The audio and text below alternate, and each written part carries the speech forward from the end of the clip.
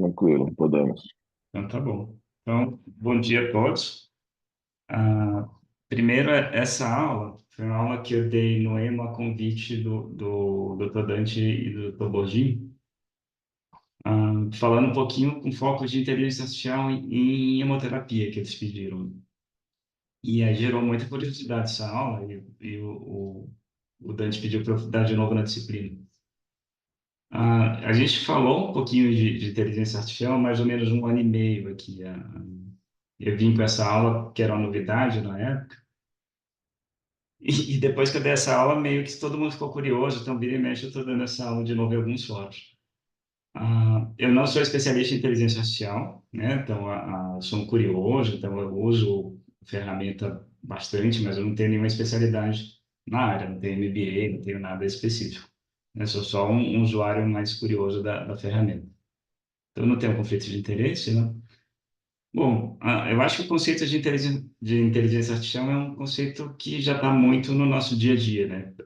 Então, não preciso entrar em detalhes, mas seria uma especialidade, né? Onde a gente criaria máquinas, né? Ou computadores que seriam capazes de realizar tarefas que requerem inteligência humana. Então, por exemplo, o que seria inteligência humana? A capacidade de, além de aprender, você se adaptar a qualquer situação, racionalizar em cima daquela situação e tomar algumas medidas, né? E compreender também conceitos abstratos, como arte, poesia, música, né? Que são as sensações humanas e bem complexas, né? Incluindo assim atenção, emoção e criatividade, né? Então essa seria a definição clássica de inteligência artificial. Se a gente for ver uma definição mais teórica, né, então a gente teria três tipos de inteligência artificial. Aquela que a gente utiliza hoje em dia com bastante frequência, que é o que eles chamam de inteligência artificial estreita, ou machine learning, né? Seria um tipo de inteligência artificial que vai resolver o especialista em determinada área. Então, quais são as que a gente conhece, né? Então, por exemplo, os algoritmos do YouTube, algoritmos do Netflix, que eles veem nossas preferências que a gente que a gente assiste de filme, e eles já fazem um menu personalizado no que a gente mais gosta. Inteligências como a Siri, a Alexa, a Cortana, né? Que você conversa com elas de uma forma limitada. Os próprios tipos de inteligência artificial generativa, como o ChatGPT, toda a inteligência que a gente conhece hoje ela se enquadra, né, nesse tipo de inteligência artificial. Um segundo conceito seria aquele de inteligência artificial em geral. É quando você chega à inteligência de máquina, né? Então, a máquina, o computador, né, o robô, seria tão esperto quanto o humano, né, no mesmo nível. A gente não tem isso hoje em dia. Alguns teóricos falam que vai chegar em 2026, alguns em 2030, alguns botam daqui a 50 anos. A gente sabe que a gente está mais perto do que a gente já teve. E tenha o que a gente chama de superinteligência artificial, né? Que é a consciência de máquina, ah, que ela seria muito mais esperta que o homem teria em todos os aspectos. Então, se a gente bota na ficção, né, seria o equivalente, né, a Skynet, né, do Exterminador do Futuro, né, quem já viu esse filme.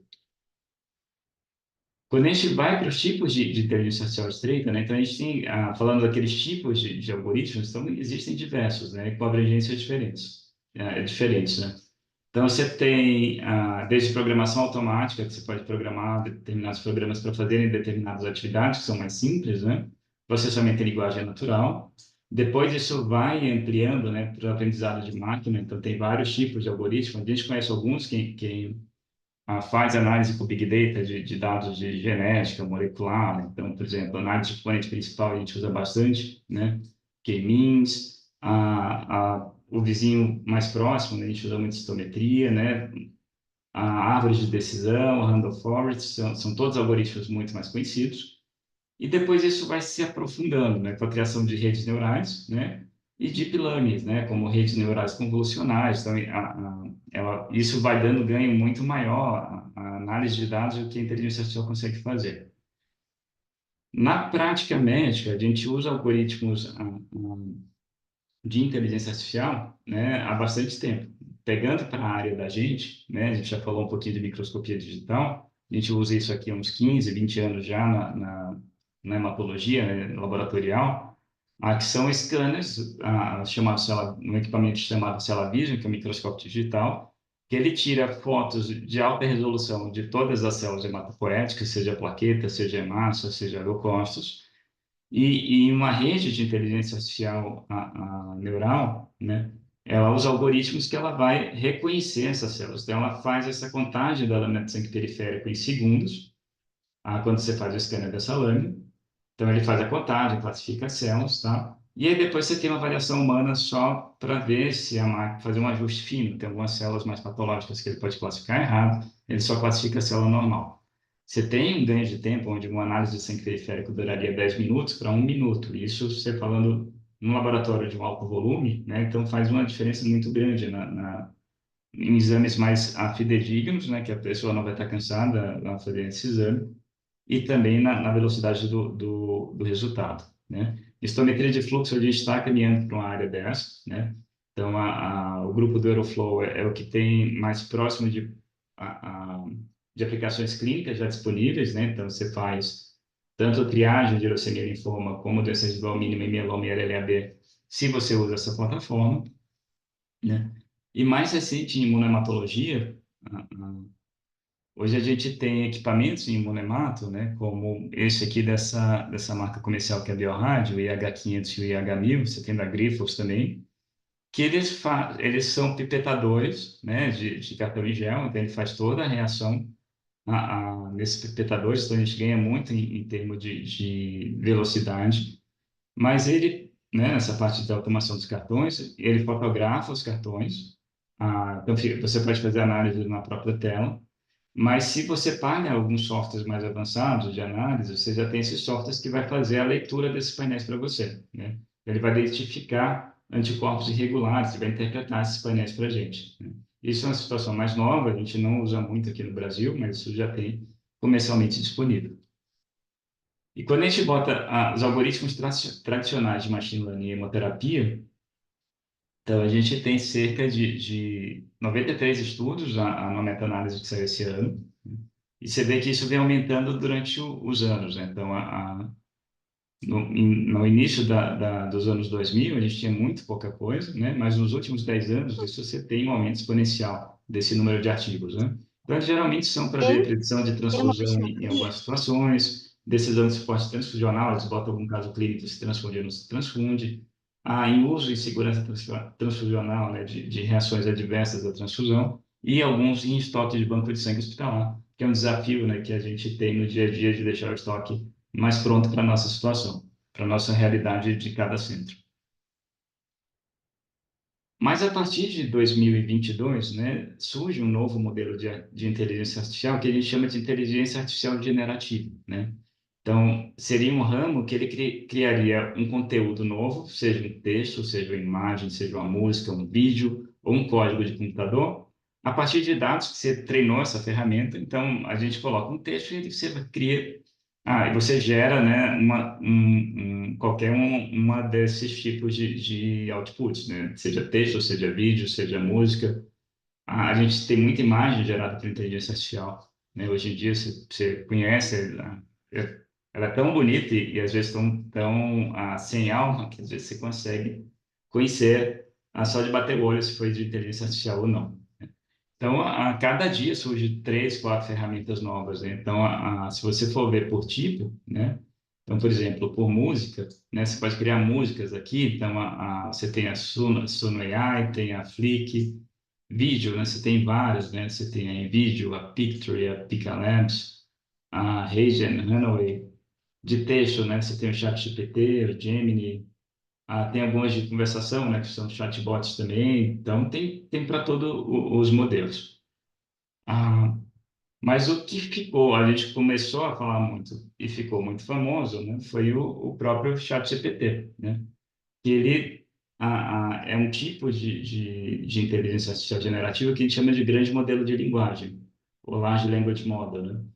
Que ele é treinado basicamente em tudo, informação que tem disponível online, e ele vai gerar textos a partir de perguntas que você faz. Então, a ideia inicial dele era um chatbot. Então, você fazia uma pergunta e ele dava uma resposta, numa situação de conversação.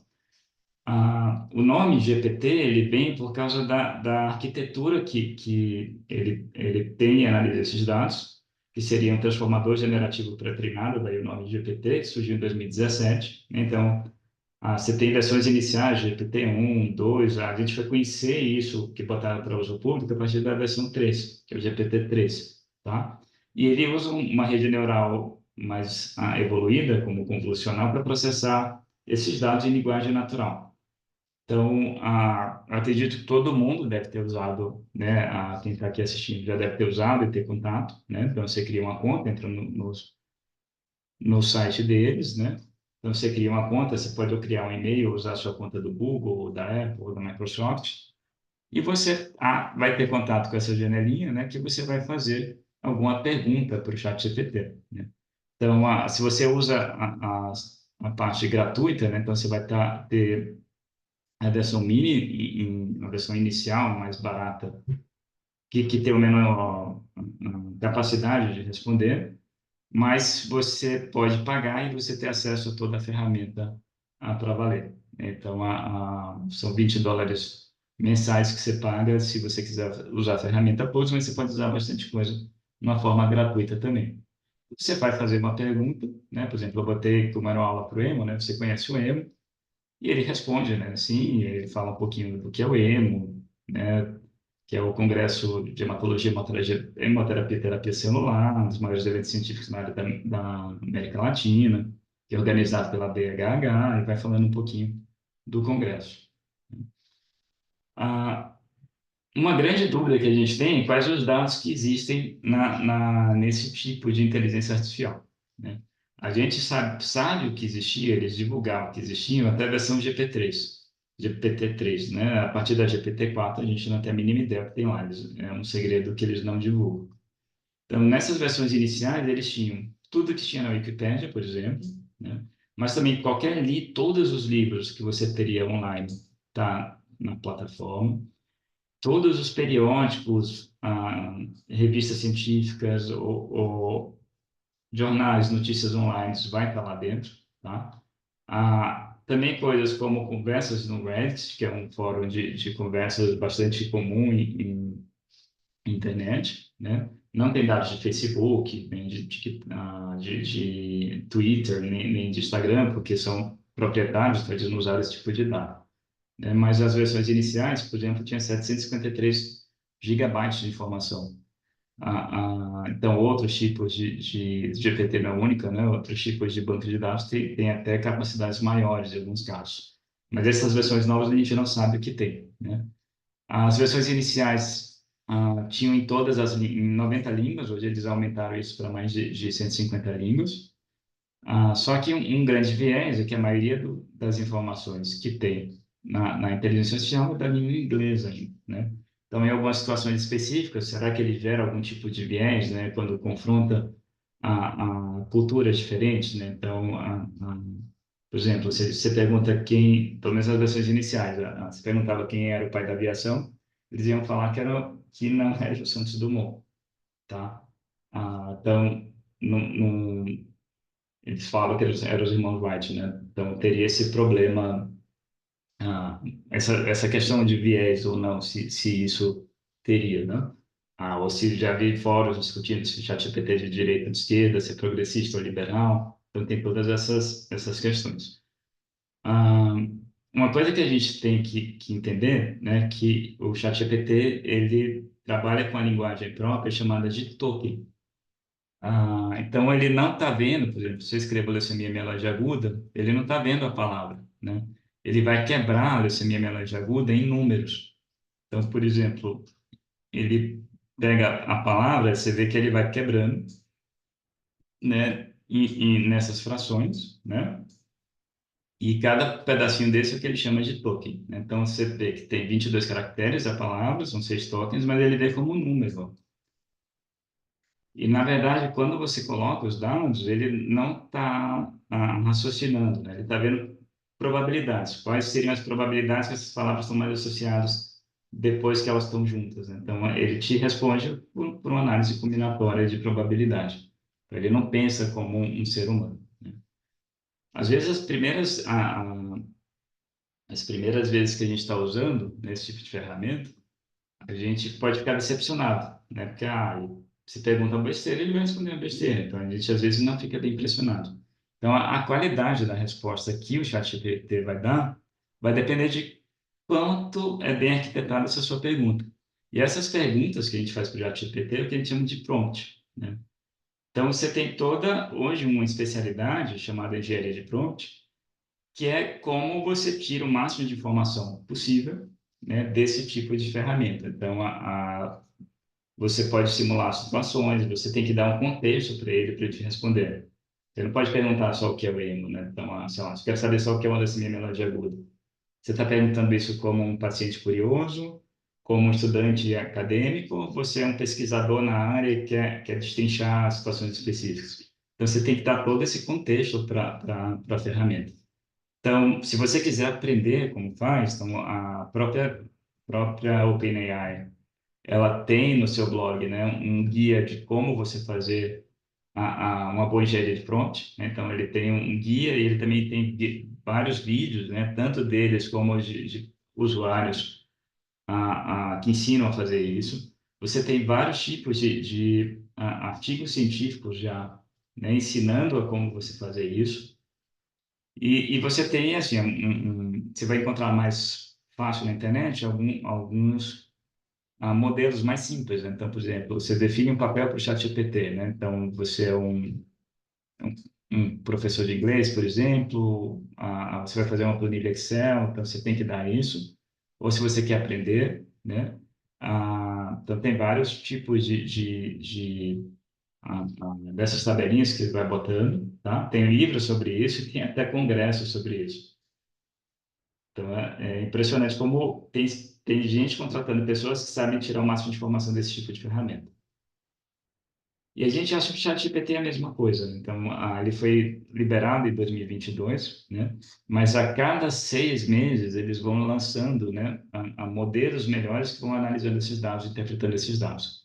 Então, em novembro de 2022, quando surge o ChatGPT, a gente usava a versão 3,5. Em março, né, alguns meses depois, eles já lançam a versão GPT-4. Em novembro de 2023, eles lançam a Turbo. Em maio desse ano, eles lançam o GPT-Omni, né, que já consegue fazer, além de textos, né, imagens, vídeos. Você consegue programar o GPT próprio para você. E em setembro de 2024 surge a versão mais atual deles, que é a versão O1, que eles chamam, que ele tem um tipo de prompt diferente que é chamado cadeia de pensamentos. E eles tentam dizer aqui que nessa versão, se você usa, você está tendo ações equivalentes que você pode usar em ciência médica ou em ciência como um todo, que seria a nível de PhD.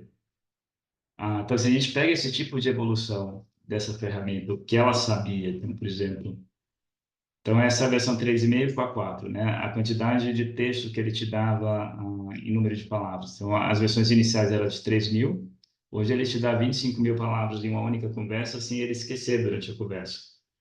Em termos de conhecimento, né, em determinadas áreas, isso aqui seriam provas de título, né, americanas para determinada área. Você pega o azulzinho do 3,5, as versões iniciais já eram muito boas, mas eram péssimas em outras áreas, né? Então, quando você bota a versão 4, ela fica, em muitas áreas, acima de 80% do que um especialista saberia, né, naquela área. A versão Omni, ela já começa a ser superior, né, nesse tipo de avaliação, não tão grande quanto o passo do 3 para o 4, já foi muito grande, mas do 4 para o 4O, ele melhora também na maioria das situações, né? Mas a mais impressionante é a O1, né? Que ela teria essa questão a nível de PhD.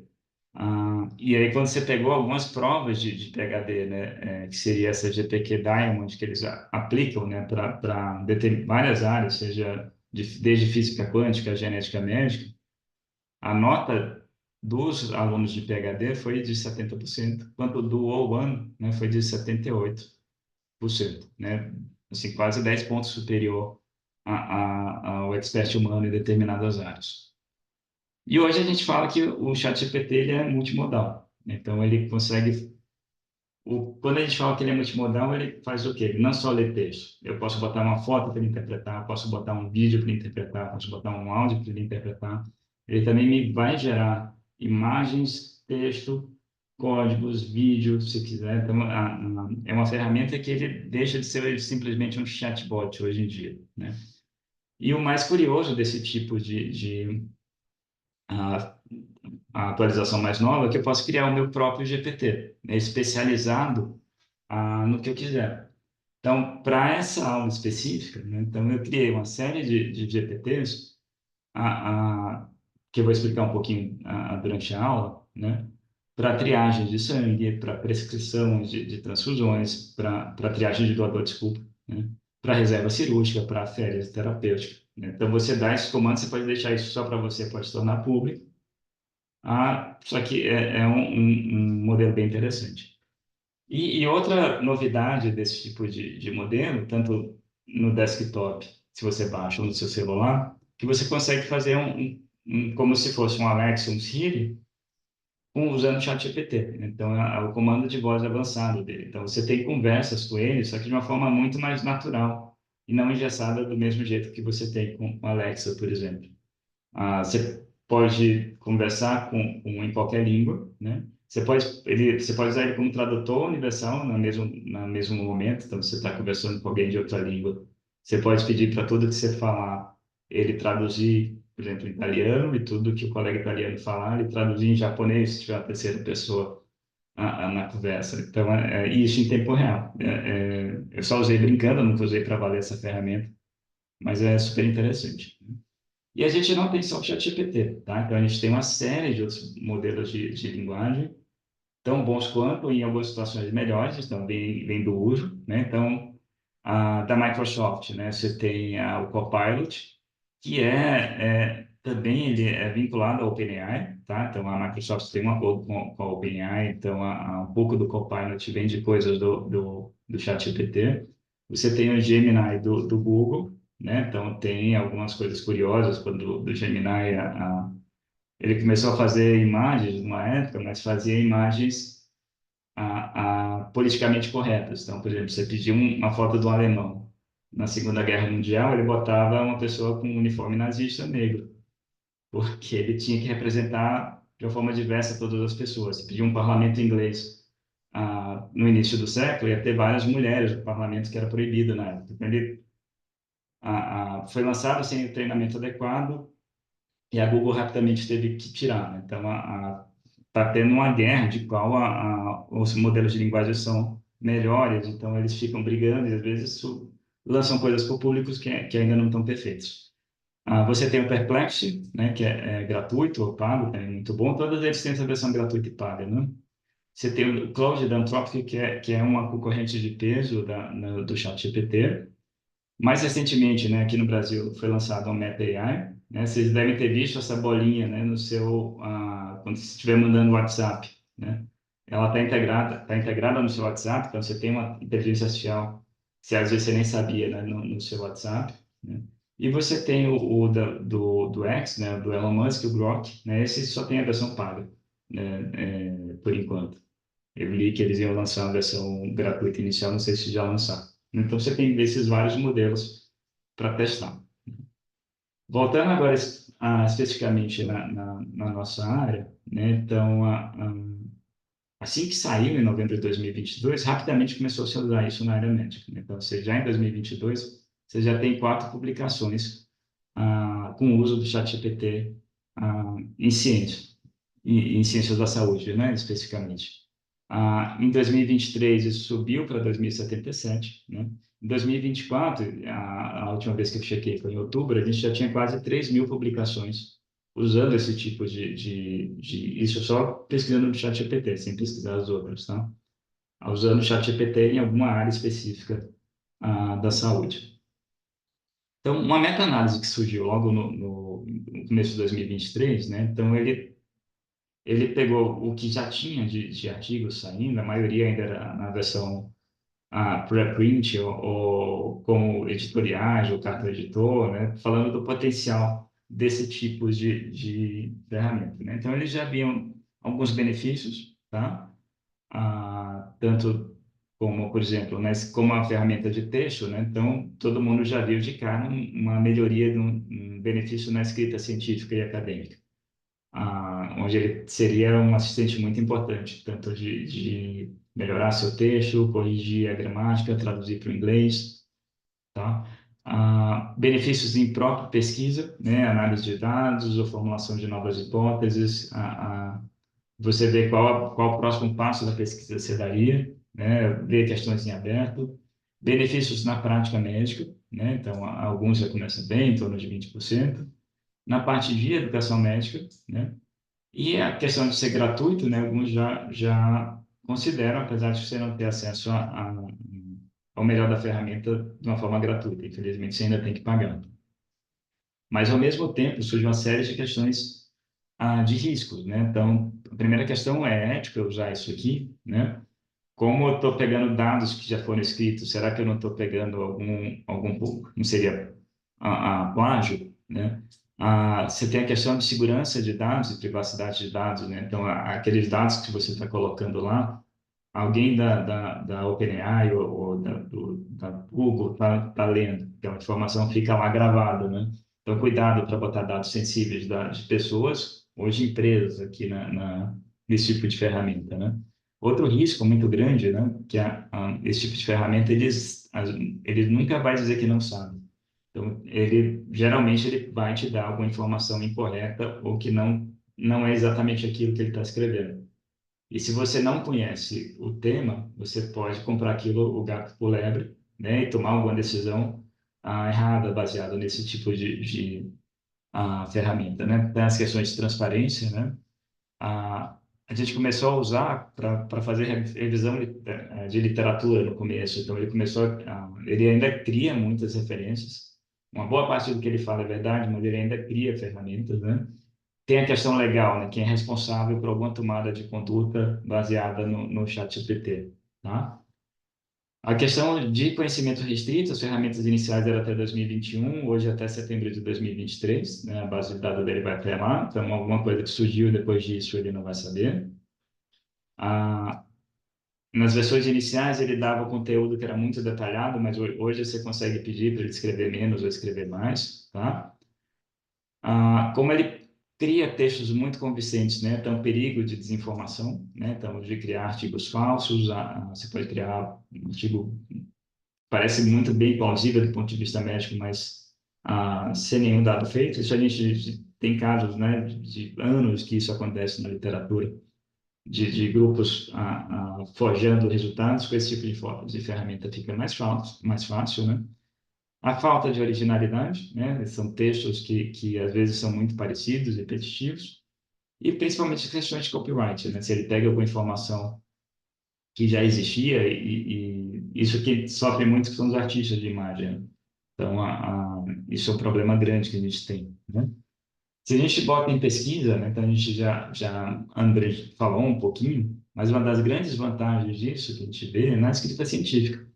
Não dele escrever seu texto, tá? Então, ele vai escrever se você pedir, mas vai ser um texto tão genérico, tão, que você não vai ficar interessante, né? Mas ele é bom de criar estrutura. Então, se você quer dividir seu texto de uma forma mais clara para o leitor, ele faz isso, né? Brainstorming, ele é ótimo para você fazer brainstorming, né? Você bota seu texto e começa a pedir, assim, quais argumentos que favorecem ou que você consegue contra-argumentar, perguntar a falha, onde é que ele está incompleto, isso é muito bom às vezes, né? Ele é bom para criar títulos originais, tá? Editar o texto, ele é muito bom, às vezes a gente escreve aquele parágrafo que ficou truncado, você bota nele, ele consegue botar a ideia que você queria de uma forma mais clara e coesa, né? Ele consegue fazer uma revisão do português, por exemplo, de todo um proofread de todo o seu texto, né? Traduzir para outras línguas, então geralmente a gente contratava um inglês nativo para fazer o texto, a gente consegue fazer nesse tipo de ferramenta, né? A criação de aqueles modelos básicos, a criação de carta editor para publicação, né? Isso aqui eu uso muito, né? Ele é ótimo para criar uma carta editor. Auxílio na resposta aos revisores de artigo científico. Você recebeu seu artigo com algumas revisões, você pode pedir para ele te dar a ideia de como você vai responder o editor. Então, ele funciona bem, né? O engraçado é que os dois artigos iniciais que publicaram com o ChatGPT, eles listaram o ChatGPT como autor.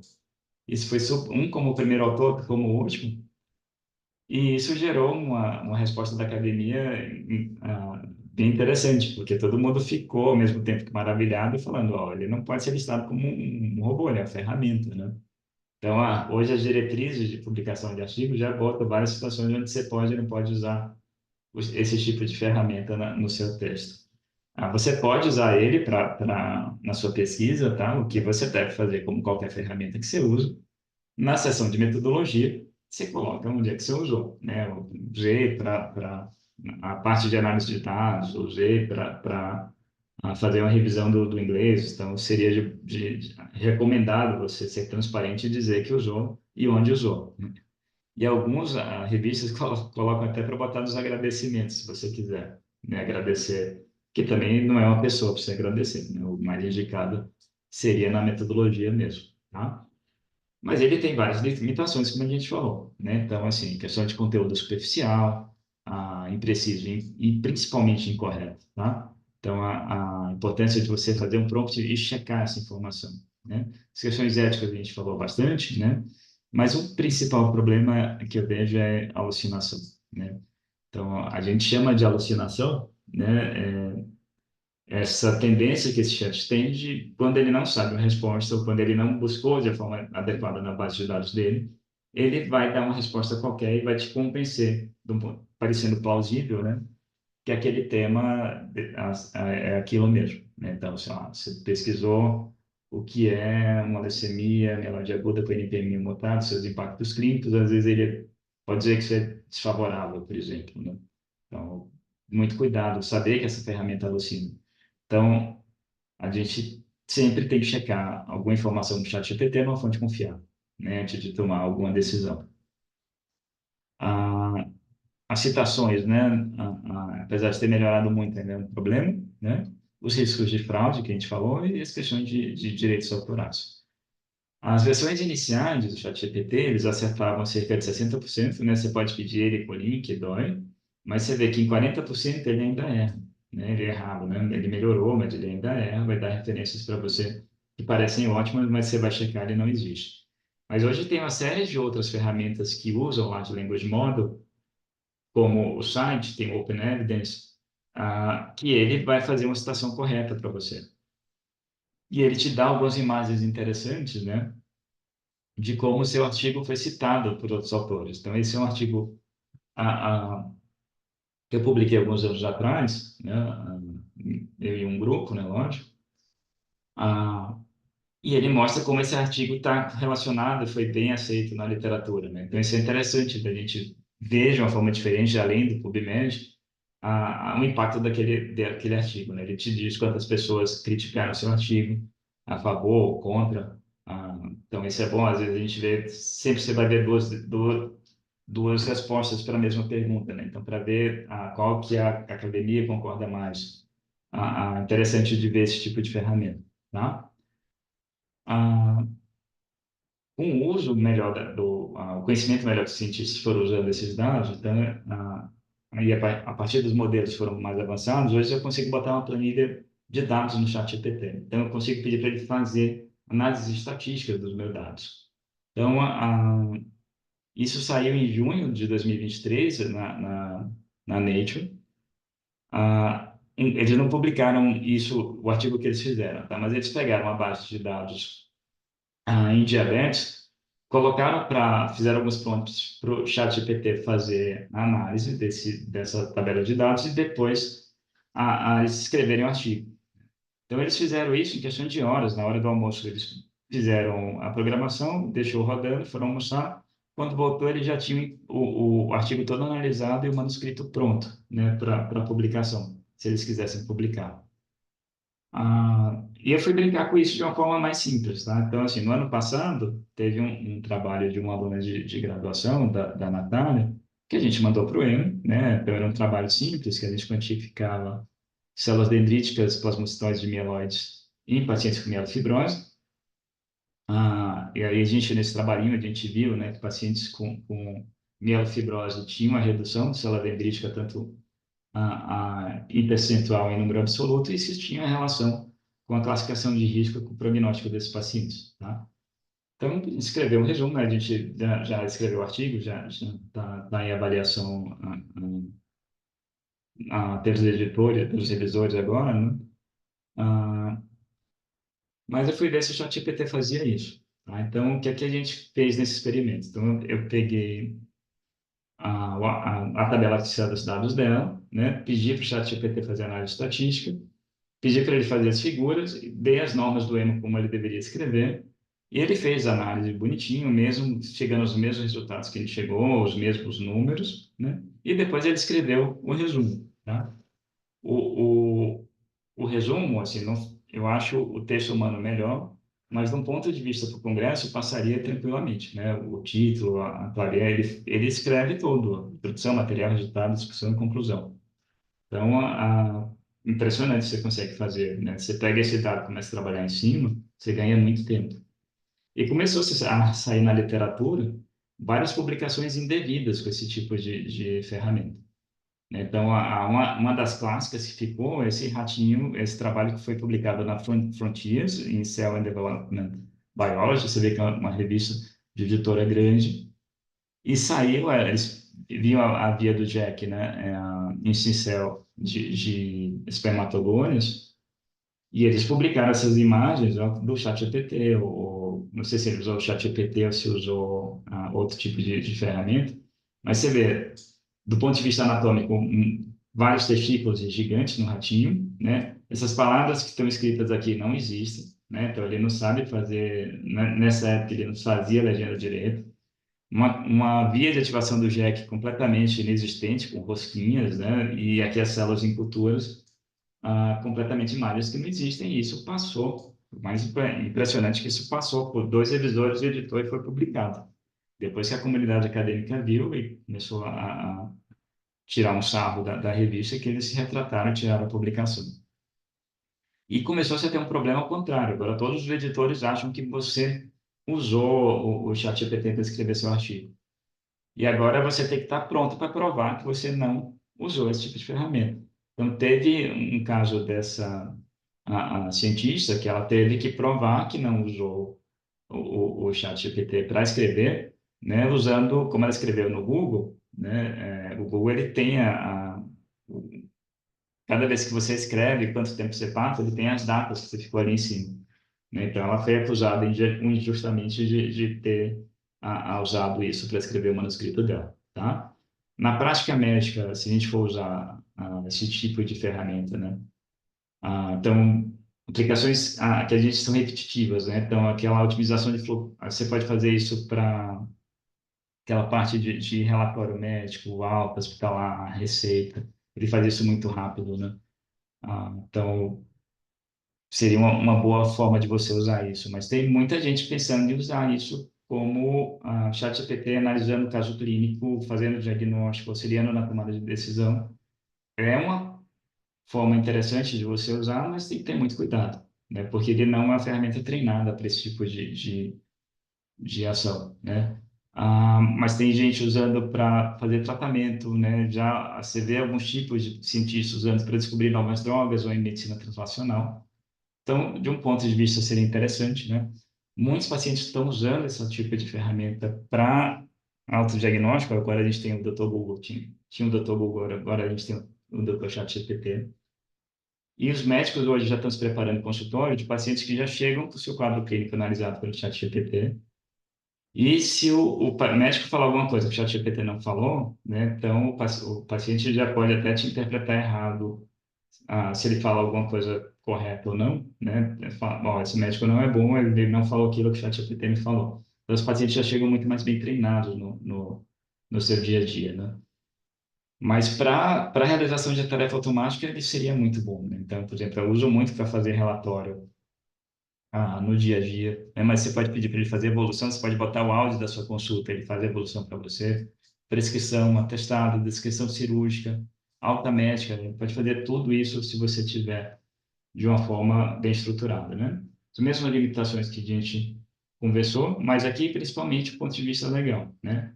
quem vai ser culpado de de toda a decisão que você tomar baseado nesse tipo de ferramenta vai ser você. Não, você não vai ter como culpar a empresa como isso, né? Na educação médica, né, seria outra forma interessante de você usar.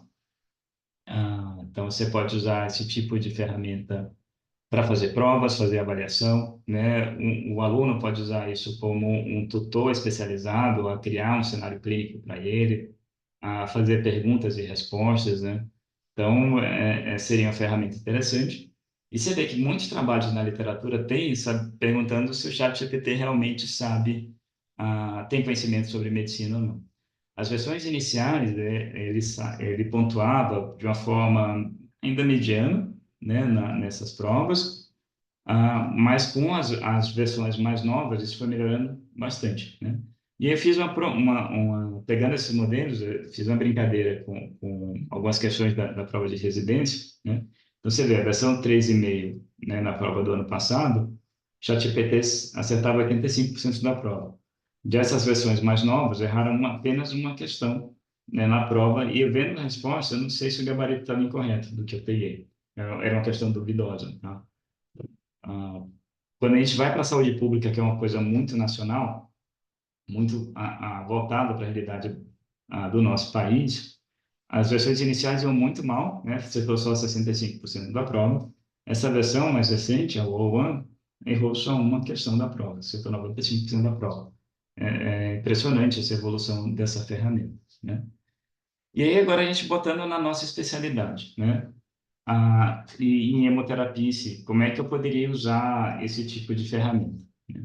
Então, se a gente pega o ciclo do sangue, né? Então, essa é uma figura bem bonitinha que eu peguei do grupo britânico de reação adversa, o SHOT, que começaria assim, o ciclo do sangue começa com uma captação de doadores, depois você tem a parte da doação, com a entrevista médica e a coleta, né?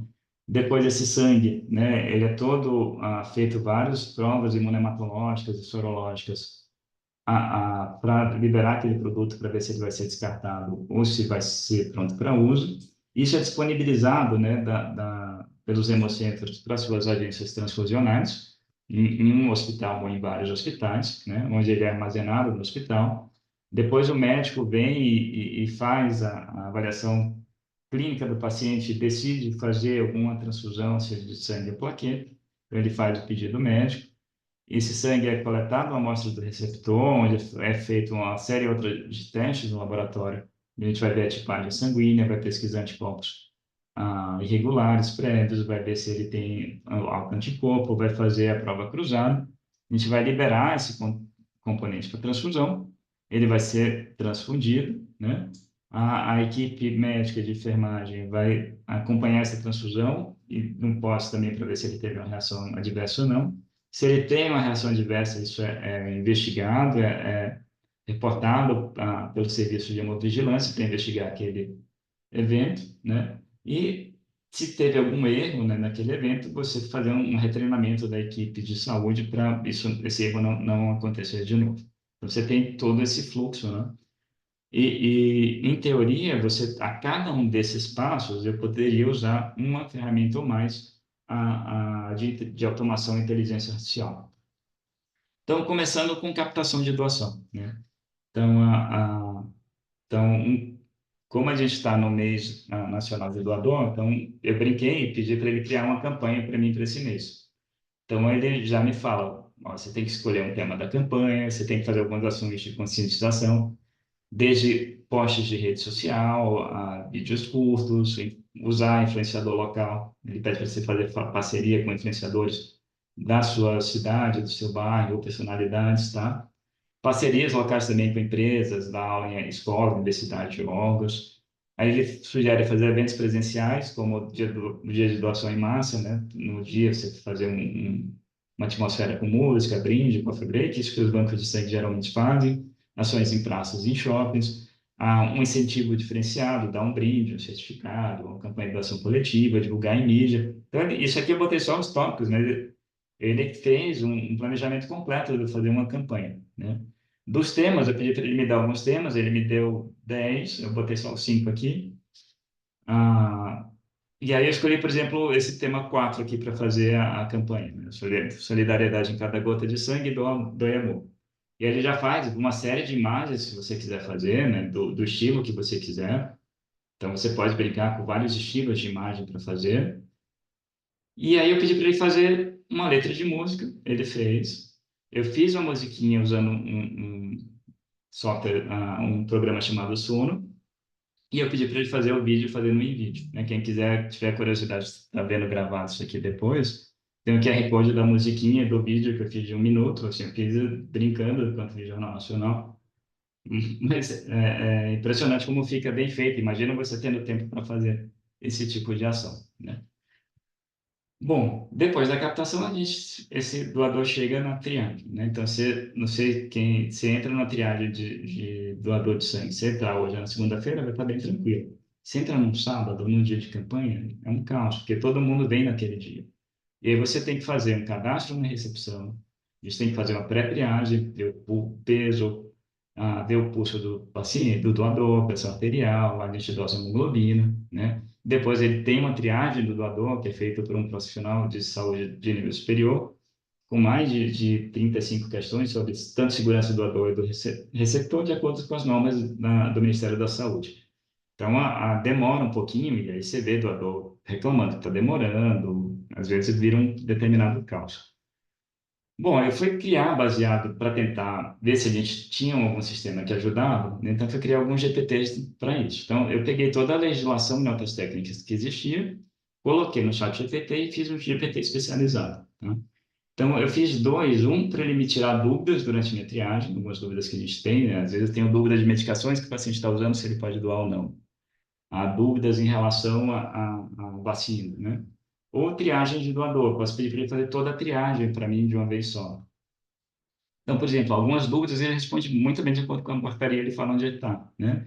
Então, por exemplo, doador fez uma cirurgia de apendicectomia por vídeo há 2 meses. Ele pode doar? Aí o ChatGPT responde que ainda não, porque ele fez só 2 meses, tem que esperar 3, né?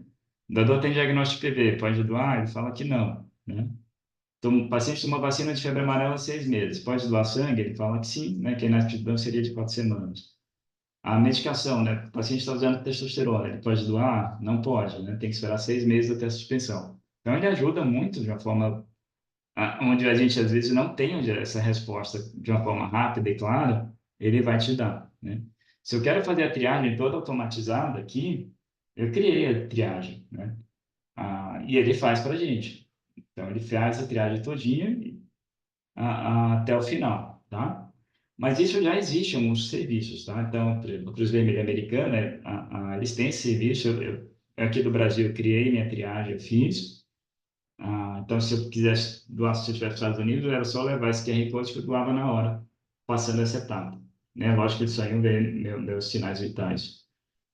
Alguns bancos de sangue aqui fazem essa pré-triagem online, né? Aqui na Unifesp eles fazem esse serviço. O Einstein também tem, por telemedicina, eles fazem a triagem já, que você ganha um pouco de tempo, né? Em termos de coleta de sangue, né? A, o ChatGPT não vai conseguir fazer essa coleta para você, mas ele pode te ajudar, né? Então, você, com aqueles dados do seu doador, ele pode me dizer quanto de sangue eu devo tirar, né? Se o paciente é magrinho, se tem 50 quilos, lógico que eu tirar um volume menor, né? Ou se o doador já passou mal em doações anteriores, né? Você pode tentar criar algoritmos para prever se aquele doador específico vai passar mal ou não, né? Ele já pode sinalizar o processamento, o número de produtos a serem fracionados. Por exemplo, se o doador toma aspirina, você não vai fazer plaqueta, ele já pode informar isso, né? E ele pode fazer uma recomendação personalizada após doação para cada doador individualizado, por exemplo. Ele pode fazer isso para vocês, né? Para prever efeitos adversos, tem uma série de algoritmos sendo testados, né? Tem um interessante que bota uma câmera do doador, uma câmera de imagem térmica, e depois ele compara se achou algum modelo que esse doador, preveria se o doador passou mal ou não. Então, eles identificam, tem mudanças de temperaturas na região abaixo do nariz, que seriam, os doadores passariam mais mal, né? Então, lógico que isso aqui ainda tá só em pesquisa, não tem aplicação clínica nenhuma no momento, mas seria interessante a gente ter uma ferramenta dessa que a gente faria previsão se o doador passaria mal ou não, né? De uma forma interessante, tem robôs hoje automáticos que já coletam sangue, né? Não sangue para doação, mas sangue para exames laboratoriais. Então, você tem a Vitestro, né, que é europeia, você tem a Magic Nurse, que é chinesa, né, que faz essa coleta. O robozinho, você bota o braço lá e faz a coleta para você. Isso poderia ser adaptado para transfusão no futuro, né? Então, aqui, e os resultados são impressionantes, né? Então, ele tira faz a imagem da veia, tem imagem térmica, ele vai e localiza a veia e faz a função de uma forma muito assertiva, né? Em medicina transfusional, né, então, a gente tem alguns tipos de artigos, né, do ano passado que começaram a usar o chat GPT para tirar dúvidas de transfusão, se transfunde ou não transfunde. Então, esse artigo é muito interessante, que ele usou o 3,5 e o 4, e usou o do Google também, que era o Bard na época, para responder. Ele usou esses três modelos. Então, por exemplo, a primeira parte dele, ele pegava um quadro clínico, o mesmo quadro clínico, e botava números diferentes de hemoglobina, né? E perguntava, criando assim, então ele criou foram 11 casos, então ficou 44 cenários de transfusão, se transfundia ou não transfundia. Então, por exemplo, naquele cenário que o D, né, que a hemoglobina estava normal, ninguém transfundia. No A, que estava todo mundo com hemoglobina baixa, em teoria, cada um transfundia, mas tinha aqueles intermediários, que aí você teria que ser caso a caso. O GPT-4, né, ele teve uma curva ROC de 0,92, né, com a taxa de resposta de correta de 91%. Indecisão de transfusão, né? Então, super robusta para esse tipo de ação. A segunda tarefa que ele usou foi em termos de uma interconsulta, né, que poderíamos ter feito por hematologista ou hemoterapeuta, e de duas formas de prompt, né? Uma forma mais informal, outra forma mais formal, do jeito médico correto de fazer a formulação de pergunta. Você vê que ele acertou em 100% dos casos, né, quando você usou aquela forma formal nesse tipo de tarefa. E a terceira tarefa, ele pegou uma prova de hemoterapia, que ele chama de BEST, e comparou as respostas com os alunos, né? Então, a média dos alunos foi essa, a maior nota do aluno foi essa, e a do ChatGPT 4 foi essa, né? Isso dependendo de se ele dava uma pergunta isolada, se botava as 20 perguntas de uma vez só. Então, impressionante também que ele saberia fazer isso, né? Eu criei um GPT para reserva cirúrgica, né? Então, é outra, quem faz hemoterapia, né? Então, todo dia recebe um mapa cirúrgico e tem que decidir se para aquele paciente específico, um procedimento cirúrgico, eu vou fazer só a tipagem ou se eu vou reservar tantas bolsas. E aí, eu botei uma planilha de pacientes fictícios, né? Então, e aí ele me dá de uma forma correta, né, para aquele tipo de cirurgia quantas bolsas eu tenho que reservar para aquele paciente, né? Da mesma forma, em Imunemato, né, que a gente tem aqueles softwares de equipamento que fazem esse tipo de análise, será que já ChatGPT faria? Então, eu peguei uma planilha, né, eu queria botar a foto, mas a resolução não ficou boa, então eu transformei essa planilha numa planilha Excel e coloquei lá. E eu coloquei a base em casos reais, eu comecei a testar, né, então esse caso aqui, né, então você vê que ele reage, né? Massa 1, 2 e 3, e na 8, né? AGH, enzima a reação. E aí, com esse tipo de painel, eu botei o resultado, né? Ó, o resultado que tinha dado em cada um, e pedi para ele me analisar. E ele analisa bonitinho e faz a conclusão que isso aqui é um anti-D. Eu não estressei essa ferramenta, não botei 2 anticorpos para ver, ou 3 anticorpos para ver como ele faria, tá? E hemovigilância, né? Você poderia usar isso aqui para saber aquele tipo de reação alérgica, se foi adequado ou não. Você tem um trabalho nisso, mas usou a versão mais inicial, que foi a 3,5, então a acurácia foi muito baixa, em torno de 48% nesse artigo, comparando com 72% dos médicos. Algumas situações ele era muito bom cenário, outras não era tanto.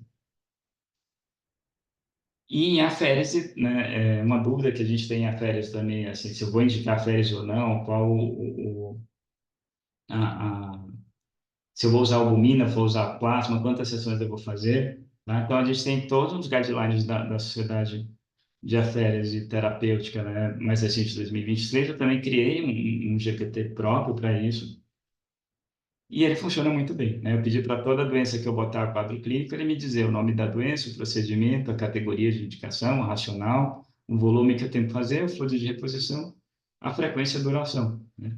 Então, você teria isso de uma forma mais, um assistente mais rápido para você, né, fazer esse tipo de ação, né?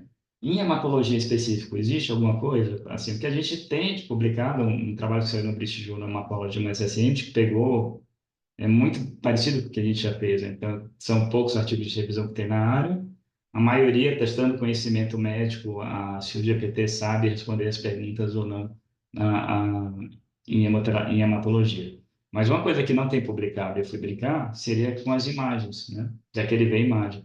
Então, eu comecei a botar algumas imagens chicas, em alguns casos, e uma informação simples de um caso. Então, por exemplo, desse caso, né? Você botei um paciente com esplenomegalia e pancito, que encontrei essa célula de sangue periférico. Descreve a morfologia e me faz as principais hipóteses, né? Então, ele me descreve bonitinho a morfologia da célula e me dá a hipótese que seria uma hair cell.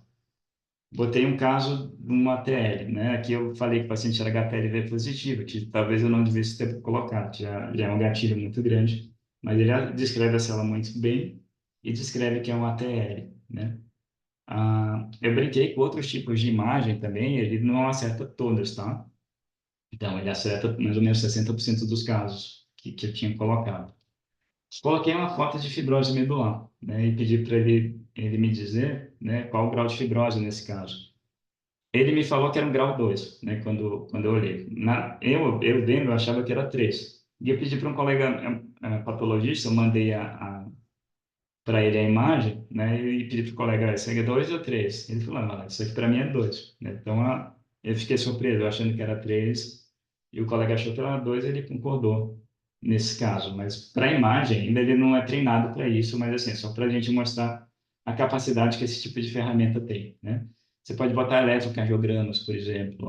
Tem inteligências artificiais voltadas para eletro hoje, né? Você tem aqueles point of care, você tem um cartão de crédito, você bota dois dedinhos lá e seu pé, ele faz um eletro para você em poucas derivações e ele já faz essa interpretação. Ou tem programas que você consegue botar o eletro, mas o ChatGPT também consegue fazer, né? Então, só para encerrar, né? Então, é mais esse tipo de aula é mais para mostrar o potencial desse tipo de ferramenta que pode ter na nossa prática. A gente já está usando em algumas situações, mas tem que usar com bastante ética e bastante cuidado, sempre lembrar de confirmar a informação, né? Então, o que a gente precisa hoje seria que as sociedades médicas, os órgãos de controle, né, criassem diretrizes éticas para o uso desse tipo de ferramenta, tanto em pesquisa como em prática médica. Então, a gente tem esse problema hoje de usar isso com responsabilidade, integridade, transparência e honestidade, né?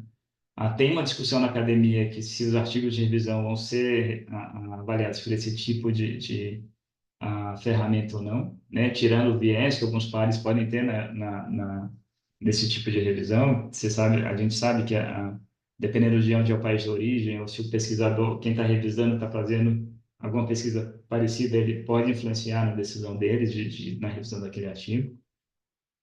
E a gente tem que ver assim, e prever a avaliação desse uso de ferramenta nos cuidados de saúde na academia, né? Na educação médica também. Quem quiser ler um pouquinho, eu recomendo esse livro. É um livro que tem dois médicos, né? Que é a Carrie Goldberg e o Isaac Correne, e o Peter Lee, que é o vice-presidente da Microsoft em ciência da computação, que eles mostram os primeiros passos na formação do GPT-3 e 4, né, e potenciais de uso de saúde, né, quando eles foram começando a direcionar esse tipo de ferramenta especificamente de saúde. Então, super bem escrito esse livro, né, agradecer aqui ao pessoal do Hemocentro da Unifesp, que me deu vários os modelos para brincar de triagem e alguns insights, né, e o pessoal da Imunemato do Fleury, que me deu os painéis. E eu acho que era isso, pessoal. Cheguei nas 9 horas certinho. Não sei se a gente vai ter muito tempo para pergunta.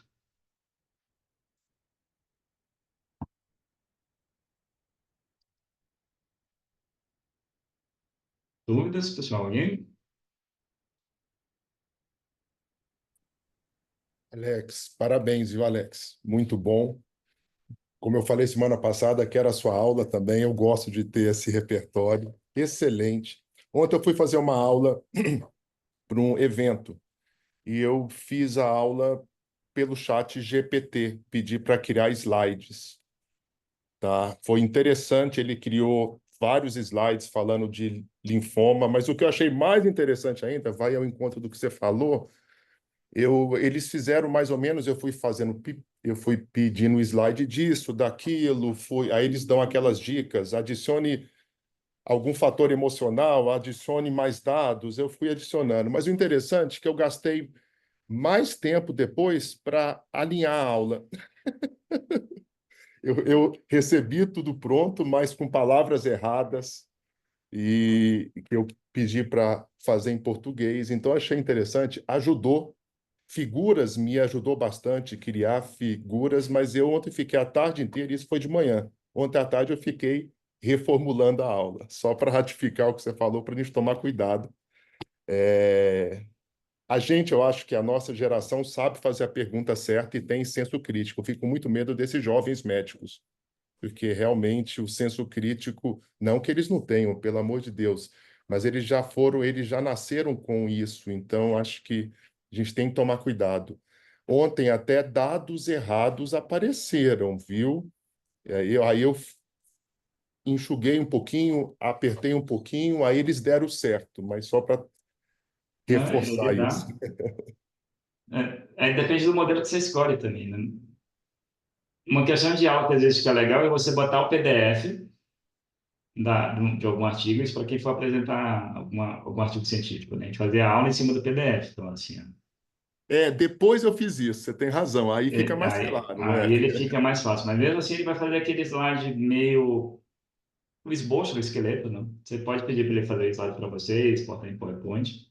Tem uns GPTs para fazer slides também, se você quiser ver, ou tem outras inteligências artificiais que fazem slides para você. Que são melhores que o ChatGPT, por exemplo, mas você ganha tempo, né? Ganha tempo, não, Ganha com tempo, mas você certeza. vai perder na edição. Para fazer Perfeito. imagem, eu Tem que adoro. editar, isso é um fato, você tem que editar mesmo. Para fazer imagem, eu adoro fazer imagem nele, mas imagens abstratas, assim, de conceituais. Conceituais, Você pedir para perfeito. ele fazer uma imagem anatômica, ele vai fazer errado. Vai. Ontem eu pedi, descreva a jornada do paciente. Eu sempre peço em inglês, que eu acho, aí pode ser uma coisa Pô, minha, não sei se precisa pedir em inglês, mas eu criei, pedi para ele falar a jornada do paciente oncológico. Ele pôs um carro no meio. não tá certo, né? A jornada. Não deixa de estar certo, mas não é um carro que eu quero. Cara, você lembrou de uma coisa, era acadêmico ainda, que a gente brincava com um colega até hoje, que ele quis ser chique, né? Aí perguntou para o paciente bem simples, né? Meu senhor, o que o te trouxe aqui? Ele falou, o ônibus, doutor. Ele entendeu isso, a jornada do paciente foi bem de carro. Tá Mas a certo. Mas, questão do ó, inglês é verdade, tá? Ele vai te dar respostas melhores em inglês. eu também Porque ele acho. fala que você pode usar em qualquer idioma, mas e principalmente para perguntas especializadas, eu sempre uso inglês. É isso Porque a aí. base de inglês, ele geralmente faz a tradução do português para o inglês, às vezes traduz ao pé da letra e não fica legal a resposta. A resposta é mais completa. É isso aí. Deixa eu Obrigado, ver não no quero chat tomar se o tem tempo, alguma não. Muito pergunta. bom, Alex. O Aldir está perguntando qual seria para fazer a apresentação, eu não lembro o nome, Aldir, mas você bota PowerPoint de inteligência artificial que aparece Eu os fiz pelo programas. chat Mas o GPT. chat GPT ele faz, tá? Você bota o chat dentro do GPT, se você escreve PowerPoint, ele aparece nos GPTs especializados. Vídeo é a mesma coisa, né? Às vezes esses programas que eles vendem fora, eles criam um GPT para deixar fazer a propaganda dentro do chat GPT. E ele direciona para o outro. Senhor, rapidinho, deixa eu tirar uma dúvida.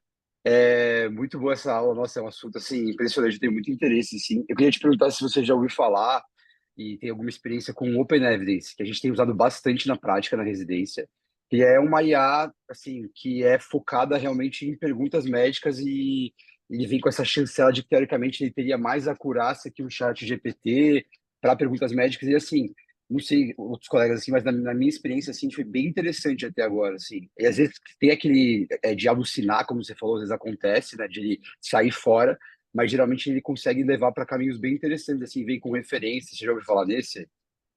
Pedro, eu conheci recente o Dante que me falou que você que tinha falado com o Dante. É, tô fazendo propaganda gratuita dele, E sim. aí eu fui testar, né? Porque é da Vieno. Sim. O E que você achou?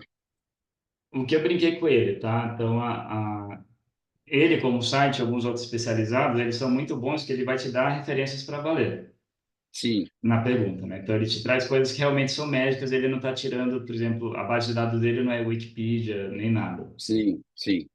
A, a diferença deles é o modelo que está analisando aquela base de dados. Então, ele geralmente, esse do Open Evidence, ele vai trabalhar com o GPT-3, ou alguma coisa que é inferior ao que o ChatGPT tradicional usa, ou outros modelos usam. Ele é muito bom a dar referência. No que eu perguntei específico, ele me deu o tratamento de 2015, que era desatualizado.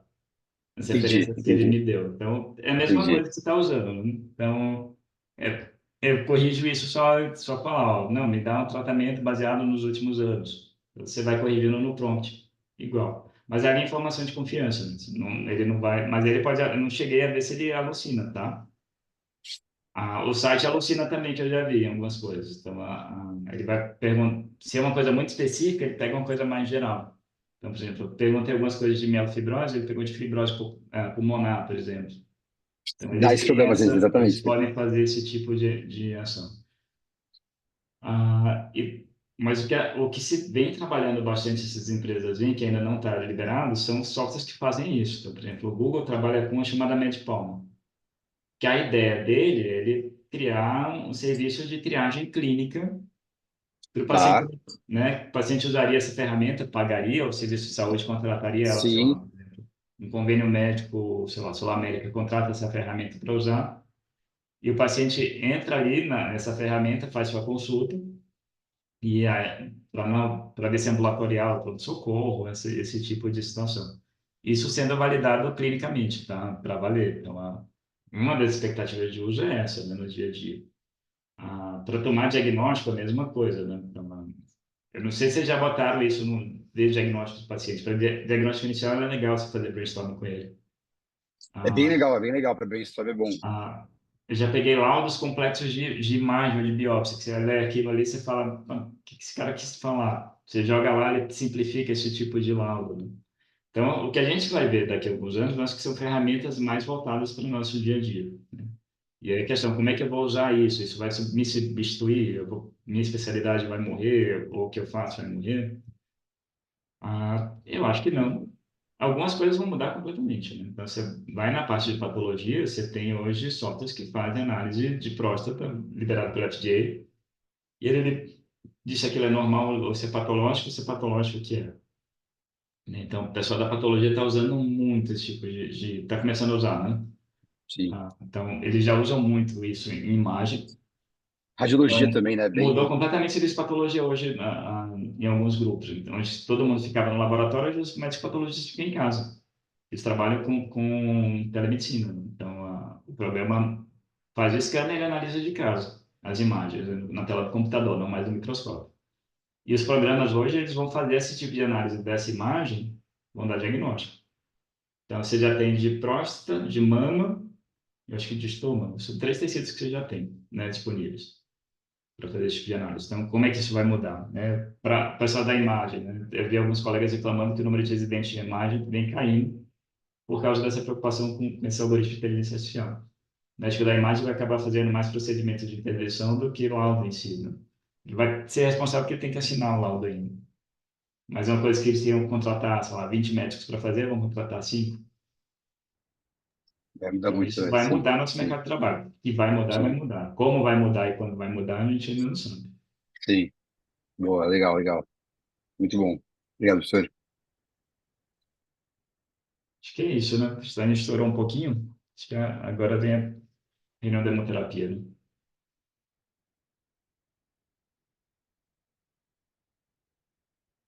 O Celso ainda está aí? Acho que não. Quem vai assumir a hemoterapia, pessoal?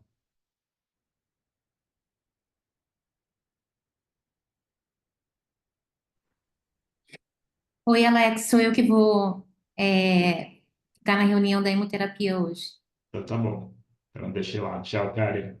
Boa semana, Ótimo. pessoal.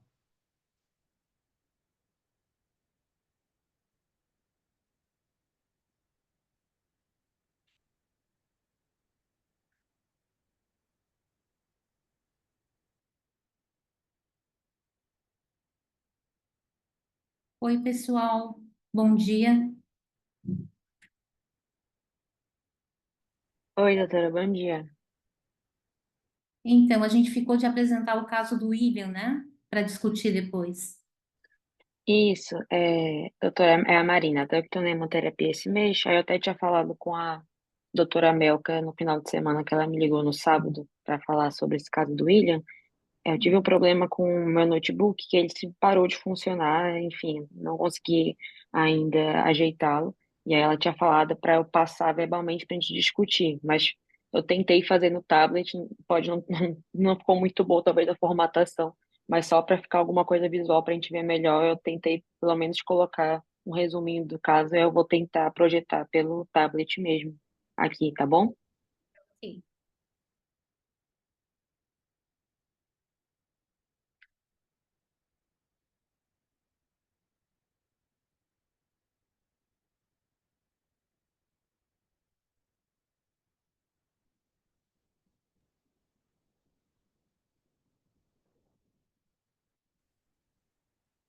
Tá aparecendo para vocês aí?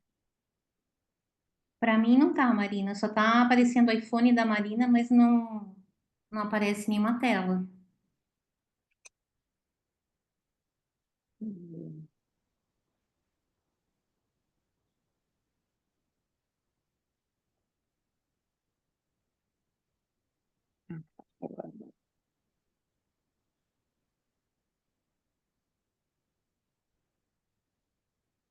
Agora acho que tá, né? Agora sim. Tá. É, então, dando continuidade aqui, hoje na reunião da hemoterapia, a gente vai falar sobre o caso clínico do paciente William, que está lá internado ainda até o final de semana. Então, começando, nosso paciente tem 25 anos, ele é de sexo masculino e é procedente da República Dominicana. Ele estava numa viagem aqui ao Brasil a passeio desde o dia 9 de outubro e tinha um relato de ter um diagnóstico prévio de anemia falciforme, onde ele fazia acompanhamento no país de origem. Ele acabou evoluindo agudamente com calafrios, uma dor abdominal significativa e icterícia que pioraram rapidamente, o que o fez procurar a UPA de Abaquara para atendimento no dia 20 de outubro. E lá na UPA, depois de fazer um hemograma onde foi detectada uma hemoglobina de 2,8, ele foi transferido ao Hospital Saboia para avaliação. Lá no Saboia, ele chegou a receber algumas transfusões de massa, né, por conta de ter chegado com cor anêmico. Ainda lá, ele chegou com um rebaixamento do nível de consciência e precisou ser entubado para proteção de via aérea. Estava apresentando também uma epistaxe.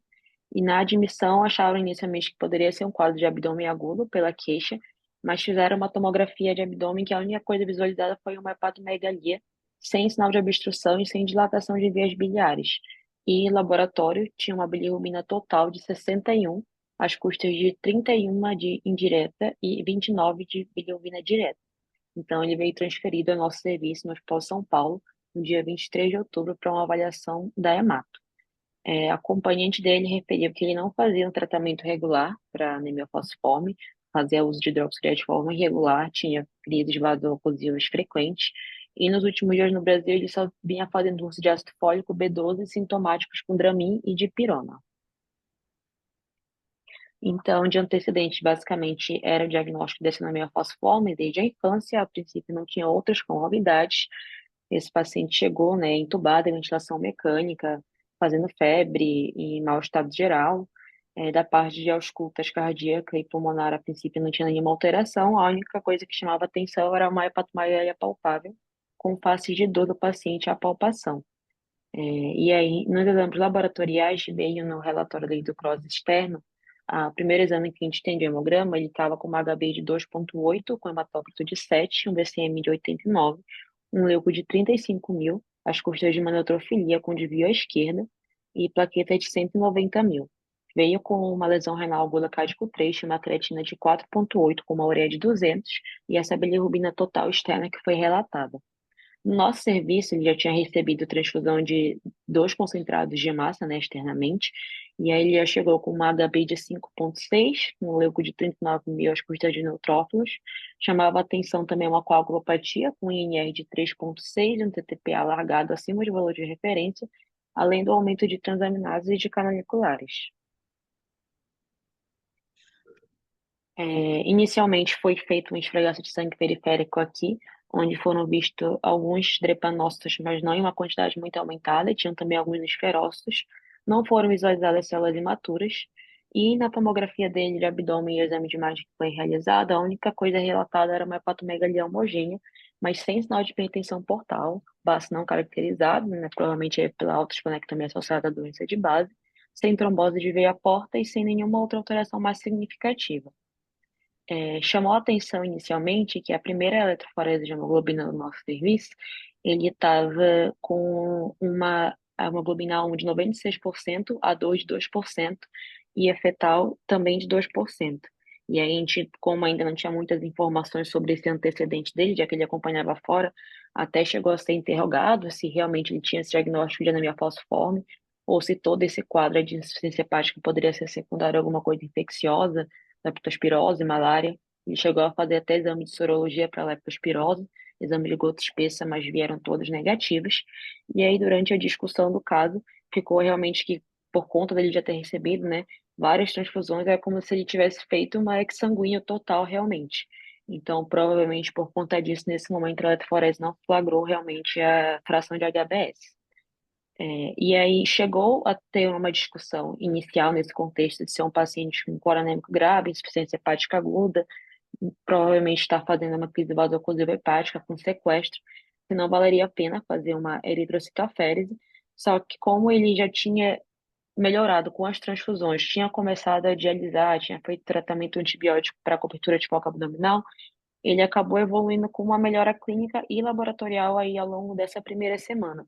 Então, nesse momento, a gente discute com a doutora Estela que não teria mais sentido fazer eritrocitoférese, não só por não ter HBS nessa primeira eletroforese, mas pela melhora clínica de forma geral do paciente. E aí, a ideia era que, como ele já tinha tido uma estabilidade mais da HB, que já estava mantendo ali em torno de 7, mas ainda tinha alteração principalmente das provas de função hepática e renal, se não valeria a pena fazer uma plasmaférese, mas pensando em lavar esse componente tóxico hepático e renal dele, pela hiperbilirrubinemia, função hepática que ainda se mantinha, do que realmente a eritrocitoférese. Então, a gente acabou fazendo, além do suporte transfusional, uma sessão da plasmaférese no dia 1º de novembro. Ele manteve a melhora clínica, foi estubado, e aí eu trouxe aqui uns exames laboratoriais dele do dia 14 de novembro, já depois de ter passado por todos esses procedimentos, onde ele já tinha uma HBL em torno de 7,5, a gente já está evitando fazer trans, transfusões frequentes, a não ser que ele realmente estivesse sintomático. É, melhorou da coagulopatia, manteve o INR de 1,2, TTPA de 1, função renal em recuperação, e mantendo ainda aí uma hiperbilirrubinemia às custas de direta, mas já com melhora significativa quando comparado com a entrada do paciente.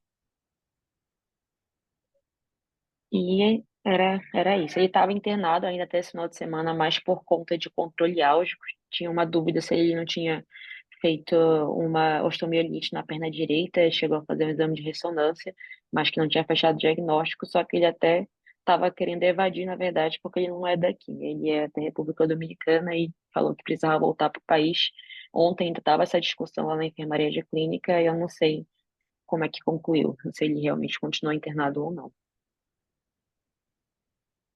Ok, beleza. Bom, então, assim, queria discutir alguns pontos desse caso, né? Porque foi indicado um procedimento de plasmaférese que não é uma indicação formal, não é uma indicação que a gente costuma fazer nesses casos. Eu acho que, inicialmente, acho que o diagnóstico diferencial é importante, né? Porque ficou como uma colestase intrahepática. É um diagnóstico raro, né? Quando a gente olha na literatura, são poucos casos que a gente vê relatados. E daí o diagnóstico diferencial foi como você falou mesmo, né? De uma crise veno-occlusiva hepática ou de um sequestro hepático mesmo, onde a evolução costuma ser bem melhor do que a colestase intrahepática. Porque, na verdade, inicialmente, esses quadros clínicos, eles se superpõem, né, inicialmente.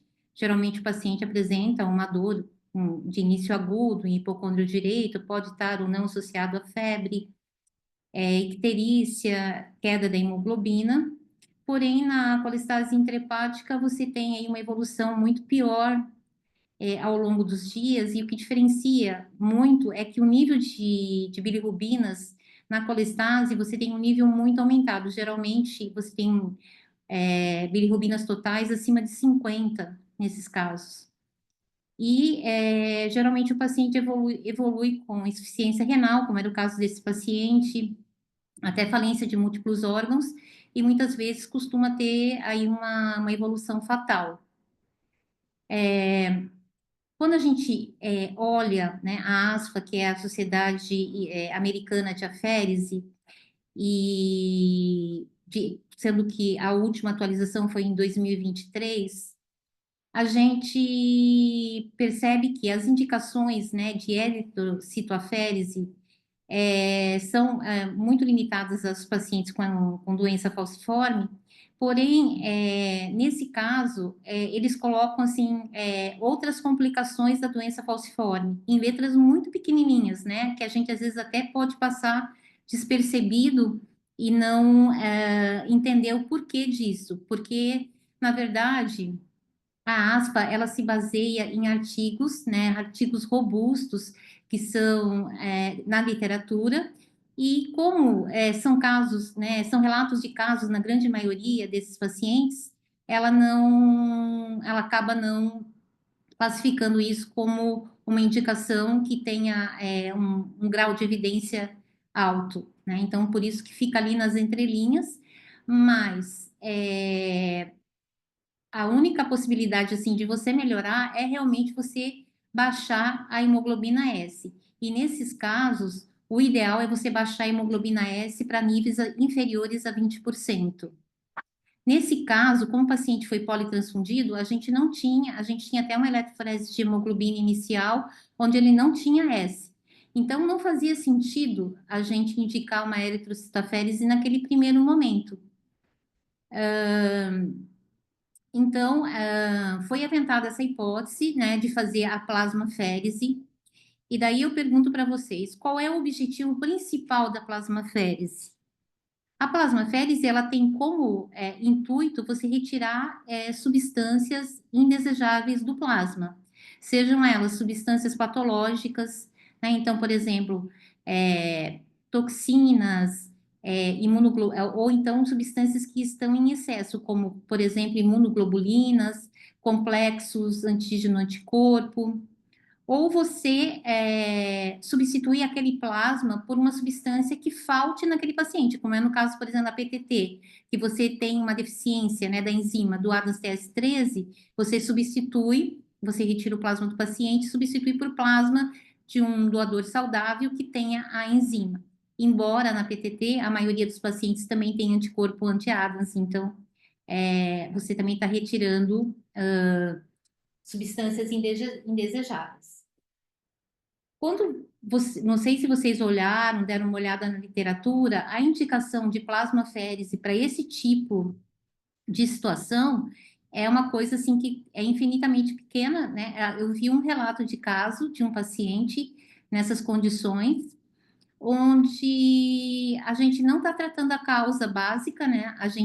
O que a gente está fazendo? A gente está retirando desse plasma substâncias que poderiam estar comprometendo até o fluxo aí das hemácias na circulação sanguínea, né? Modificando a reologia aí das hemácias.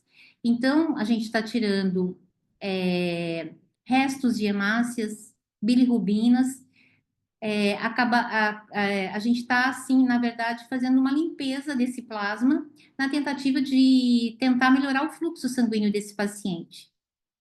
E daí, assim, eu fui dar uma olhada, existem alguns trabalhos pouquíssimos trabalhos, tá? Que mostram que quando isso foi um trabalho in vitro, né? Onde foram retiradas, por exemplo, sangue total de um paciente de um animal, né, que tinha uma doença falciforme, e esse sangue ele foi centrifugado e foi separado em hemácias e plasma. E quando essas hemácias elas foram colocadas na presença de plasma normal, de um indivíduo normal, e no plasma autólogo mesmo daquele animal. E daí foi mostrado que quando você coloca essas hemácias num plasma normal, ela tem uma capacidade de formar menos agregados, de hemolizar menos. Então, talvez aí seria um racional, né, para retirada, para fazer essa plasmaférese nesse paciente que a gente comentou hoje. Outra coisa que também parece que a plasmaférese, além dela retirar essas substâncias, ela pode também atuar numa imunomodulação no plasma daquele paciente.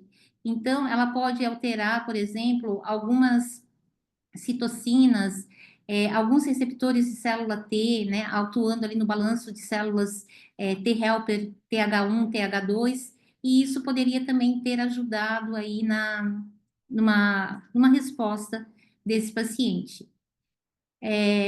Eu, na verdade, quando foi feito, eu queria ter feito mais sessões, né? Mas aí a gente se perdeu ali, a gente fez só uma sessão de plasmaférese e ele teve um bom resultado, mas talvez se a gente tivesse feito uma sequência, o resultado fosse um pouco melhor. Ele teve uma recuperação parcial, né, da função renal, e isso também é bastante variável, assim, geralmente aqueles pacientes que já, porque esse processo ele pode se cronificar, né? Provavelmente esse paciente talvez tenha uma cronificação aí do quadro hepático e ele pode ter reativações ao longo da vida, né? E quando isso acontece, geralmente isso acaba tendo uma evolução não muito favorável. Bom, gente, eu queria que vocês agora, então, a gente poderia, fizesse algumas perguntas, o que vocês, assim, têm de dúvida desse caso, o que a gente poderia conversar mais sobre isso?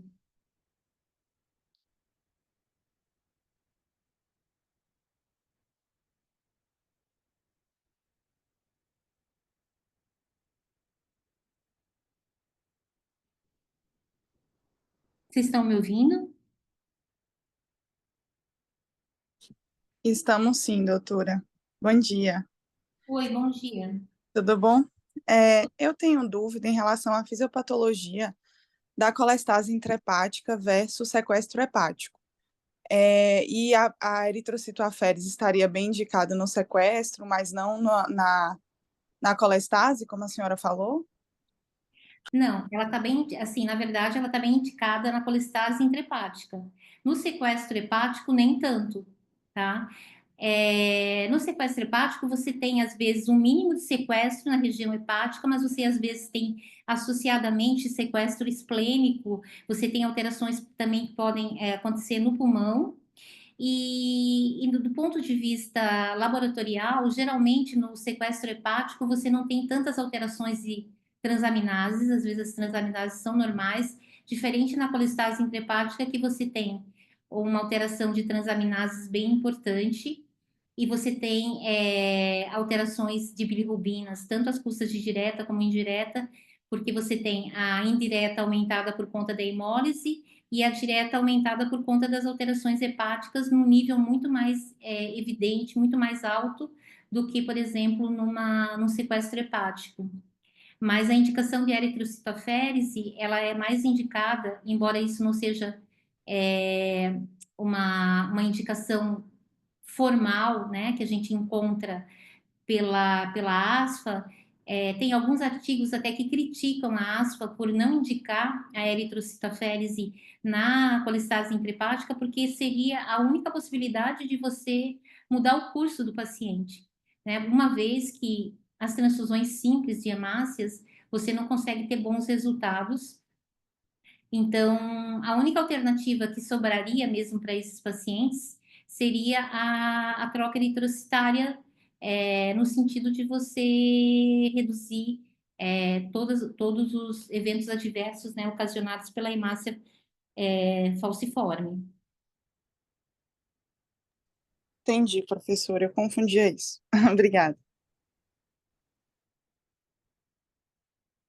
Mas eu acho que seria interessante, não sei, acho que, assim, eu vi pouquíssimos casos.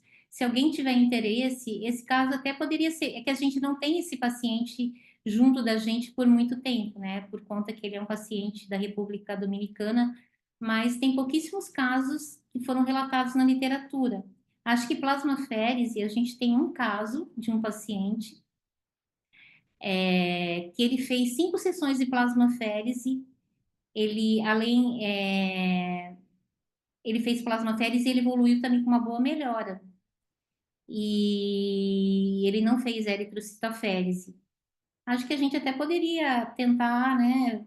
Seria uma possibilidade de publicar esse caso, embora ele tenha feito apenas uma sessão.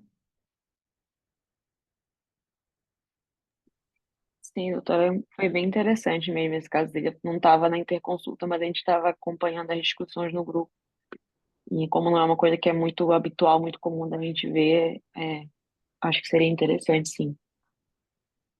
Porque foi uma indicação totalmente empírica, né, que a gente fez, né? Não foi assim baseada em evidência clínica, laboratorial, nada, né? Eu vi um trabalho só. E se a gente for pensar, né, por exemplo, a plasmaférese, quando você tem algumas indicações de plasmaférese que você faz um paciente crítico, né? Então, pacientes com sepsis, onde você tira, então, alguns mediadores inflamatórios, citocinas, moléculas de adesão, embora isso não seja uma, eu acho que é categoria, não me lembro exatamente se é 2 ou 3, mas é controverso, né? Às vezes o paciente não tem condições clínicas da gente fazer o procedimento, o paciente está sob drogas vasoativas, e daí a gente, né, tem mais dificuldade de realizar o procedimento, mas tem alguns casos que a gente fez aqui no hospital e que a gente teve sucesso, né? Então, eu acho que talvez isso se aplica também para a condição desse paciente, né? Além de você tirar bilirrubinas, tirar essas hemácias, restos celulares, é, acho que talvez tenha atuado aí em alguns mediadores inflamatórios que possam ter, né, tipo, lavado o plasma desse paciente, né? Limpado e deixando, então, uma condição mais favorável para o fluxo das hemácias.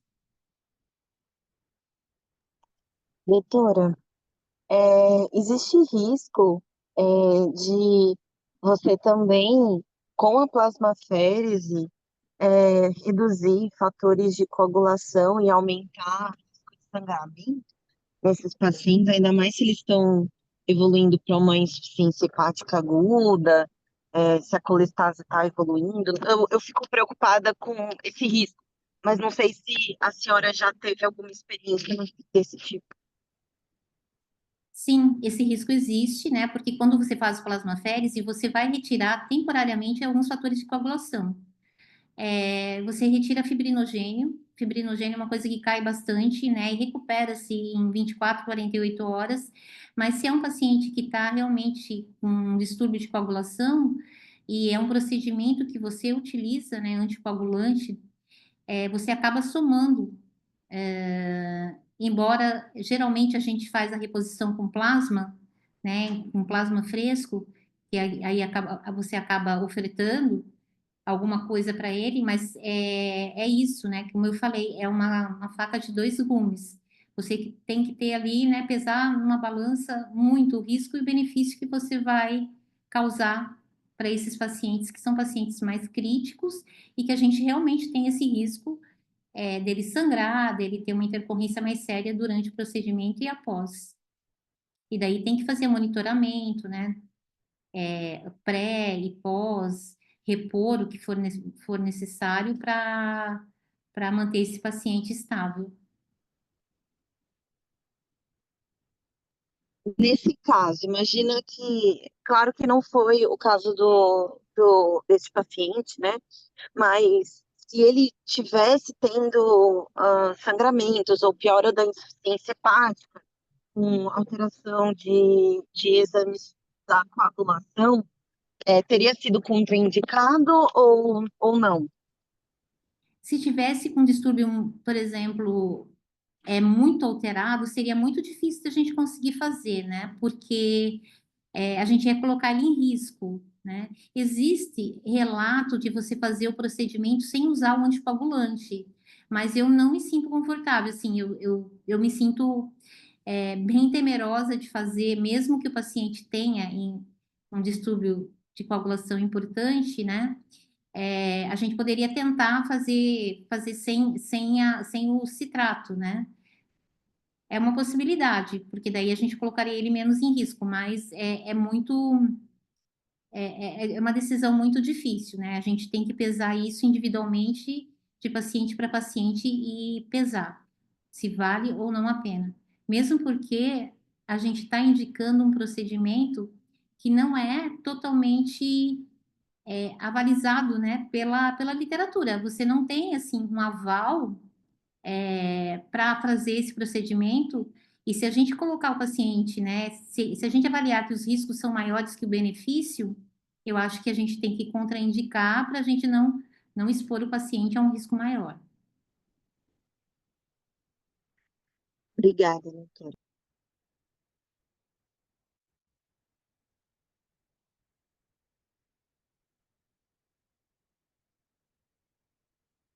Tem mais alguma coisa? Queriam discutir mais alguma coisa?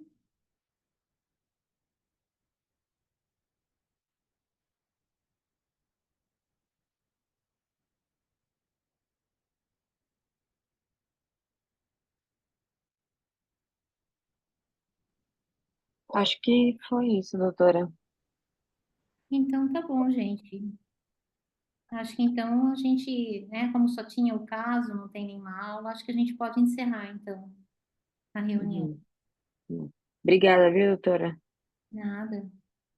Tchau, tchau, bom Obrigada, dia. doutora. Tchau, bom dia. Tchau, tchau.